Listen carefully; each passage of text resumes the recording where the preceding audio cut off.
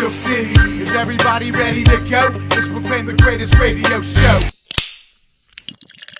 Welcome, fans, to our Fantasy Playoff Edition. I'm your host, Jim Sella, here with Jay Dash. We're going to switch up the format a little bit for you for the Fantasy Playoffs, get this information to you quicker because we know every move is important. It's magnified by 1,000,000 when the playoffs come. You put the wrong guy in on Wednesday and get drunk Thursday through Sunday and forget to change it, you're effed in the A, dude.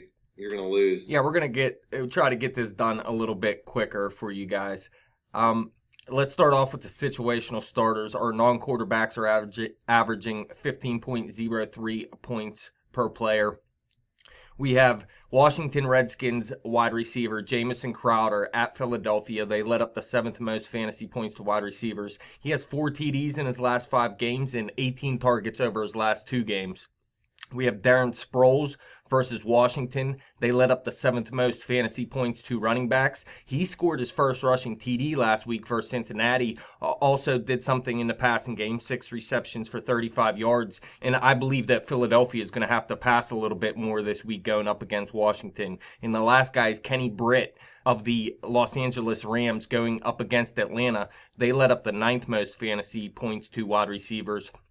Jared Goff had 1 big game and 2 bad games, but Kenny Britt has scored a TD each of the past 2 weeks and has double-digit fantasy points in all but 3 games this season. Who would you go with, Jim? I'm going to have to say Darren Sproles just because it's Easy's boy, and I like to see this guy blow up. I think Washington's defense is a little susceptible to a back coming out of the backfield in the passing game, not necessarily in the running game. Carson Wentz has struggled a little bit as of late, so I think they're going to try to simplify the offense a little bit for him. Just let him get the ball out of his hand quicker. He threw the ball 60 times last week, so that means there's going to be plenty of opportunities for all receivers and backs in that offense. Yeah, that's what I'm saying. The Philadelphia Eagles are turning to the pass a ton at this point in the season. All right, let's move on to our sleepers. We are averaging 12.09 points per player. And we have Andy Dalton of the Cincinnati Bengals going into Cleveland. Obviously, their defense sucks. They let up the most fantasy points to quarterbacks this season. He had 30 fantasy points versus Philadelphia last week. He has 9 straight games with a passing TD. And earlier this season, when they did play Cleveland, he had 308 yards and 2 touchdowns. So he had a big game. We have Pierre Garçon of the Washington Redskins going into Philadelphia. They led up the 7th most fantasy points to wide receivers, like I was saying when we were talking about Jamison Crowder. He had a season high of 11 targets last time they faced Philadelphia, and he has double-digit fantasy points in 6 of his last 8 games. And the last guy, New England Patriots wide receiver Malcolm Mitchell, going up against the Baltimore Ravens. They're about middle of the league against fantasy wide receivers, but they're very good against the run. So I believe it's going to have to be Tom Brady to go out there and win this game. But Malcolm Mitchell, over the past 3 weeks, has been very good. 3 straight double-digit fantasy performances, and last week had a season high of 10 targets. Who do you think? I'm going to go out on a limb and say Malcolm Mitchell from the Patriots. People keep talking up this matchup this week because Baltimore has that pretty good defense going up against the New England offense. I kind of have this odd feeling New England's just going to blow these guys completely out of the water. I think Brady may have found a new favorite target.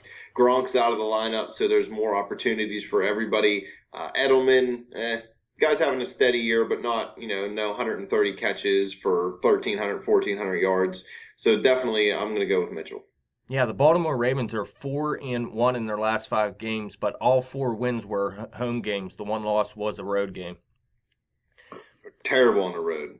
All right, let's move on to our deep sleepers here. Like I said, we're going to get this done real quick, man. Our deep sleepers are averaging 11. So deep, I'm already asleep. 11.2 points per player. We're going to go with Minnesota Vikings running back Jerick McKinnon this week going into Jacksonville. Now, Jacksonville, they're about middle of the league against fantasy running backs, but they're actually even better against fantasy wide receivers. Now, McKinnon has double-digit fantasy points in each of his past 2 weeks, and he's starting to be used more in the passing game as well. He had 5 receptions plus a TD in the passing game last week. We have Brandon LaFell from the Cincinnati Bengals. Like I mentioned, they're going into Cleveland. They led up the 15th most fantasy points to wide receivers this season. Now, Brandon LaFell, he's been very inconsistent this year, but like I said, this is a great matchup. We already mentioned that with Dalton. And you look last week against the Philadelphia Eagles, he was their top receiver out there. 5 catches for 95 yards and a touchdown. And then we have a tight end from the Houston Texans, C.J. Fedorovich, going into Indy. They led up the 8th most fantasy points to tight ends this season.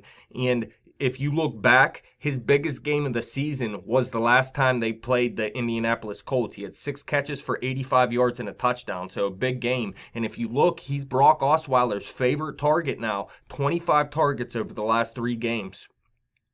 I'm just going to say Brandon LaFell because anybody going up against Cleveland is bound to have a big game. I think Cincinnati wants to beat up on somebody before the season ends to give themselves a little bit of a warm feeling because hopefully Pittsburgh will go into Cincinnati and pound them into the ground so they can win the division.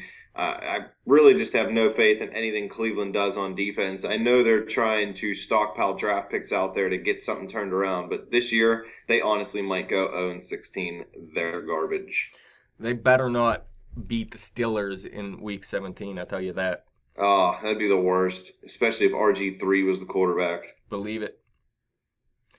So, any questions? No, I think you got me straightened out for this week because I'm on a bye on one team. Yeah, you asked me about Baltimore's defense, whether you should play them or not. I would look somewhere else. I would go out there, like you said, Cincinnati was out there. Even the Washington Redskins, I would take a look at over Baltimore.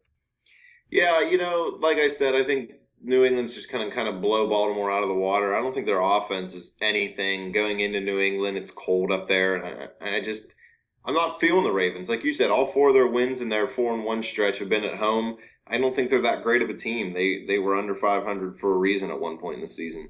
F them. What about Pittsburgh's defense? I know they're playing well, but do they have any fantasy value? Yeah, I mean, going up against Buffalo Bills, it all depends. Are they going to be able to do what they did the past 3 weeks and stop LaShawn McCoy? If they do that, they'll have a big week. If they're unable to stop McCoy, things will be a little bit different. But I think you can get mediocre points out of them because, let's face it, you need some picks, obviously, and they're not a team that has, I don't even think they have a defensive touchdown this season, do they? Maybe one? I think they have 1. Yeah. Nothing in the return game, so you're not getting anything there. I'd probably stay away from them. Now, in my pay league, one of the teams got in over another team. There are 2 teams, Team A and Team B, for easier sake. Team B beat Team A 2 out of 3 times, but Team A made the playoffs because they scored more points. So at further notice, I realized that total points is the first tiebreaker and not always head-to-head matchup, which is what it should be. Is that bunk or not bunk? No, it's always points. It's always been points. That's how it's been played. So I think that's the correct way to go. It's really, that's all you can do in fantasy football is try to score points. It's not really, it's all luck how it turns up because in real football, the defense can stop the offense from scoring points. In fantasy football, you can't stop a team from scoring points, so you just got to put up the points you can put up. So you're okay with the first tiebreaker being total points? Johnny Parlay says he hates it. No, I think that's the way to go. All right. You're the fantasy guru, not me. Anything else? Nope, that's it. Fans, questions, comments, hit us up on Twitter at bet_thespread. Hit me up on Twitter at betjimtowin, or you can comment on our Facebook page at facebook.com/betthespread. Keep coming back to YouTube and clicking subscribe.